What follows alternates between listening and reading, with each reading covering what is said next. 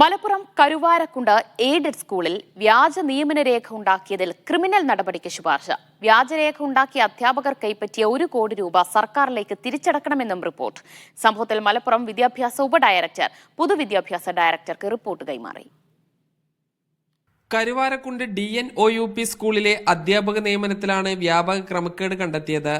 അധ്യാപകരായ O Sulafa, Nishath Sultana, C Raihana, school manager NK Abdurahman എന്നിവർക്കെതിരെയാണ് അന്വേഷണ റിപ്പോർട്ട്. AIP പദ്ധതി പ്രകാരം വന്ന സ്കൂളാണിത്. 2015 നവംബർ മുതലുള്ള അധ്യാപക നിയമനങ്ങൾക്ക് സർക്കാർ അംഗീകാരം നൽകിയിരുന്നു.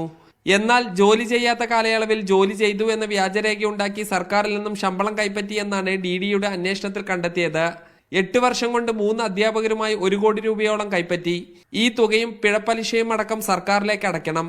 വ്യാജരേഖ ഉണ്ടാക്കാൻ കൂട്ടുനിന്ന പ്രധാന അധ്യാപകനെതിരെയും നടപടിക്ക് ശുപാർശയുണ്ട്. സ്കൂൾ മാനേജറുടെ അംഗീകാരം റദ്ദാക്കി വണ്ടൂർ ഉപജില്ലാ വിദ്യാഭ്യാസ ഓഫീസർ സ്കൂളിന്റെ താൽക്കാലിക ചുമതല ഏറ്റെടുക്കണം. മറ്റാരോ ജോലി ചെയ്ത രേഖയിൽ ആരോപണ വിധേയരായ അധ്യാപകർ ഒപ്പുവെച്ചു.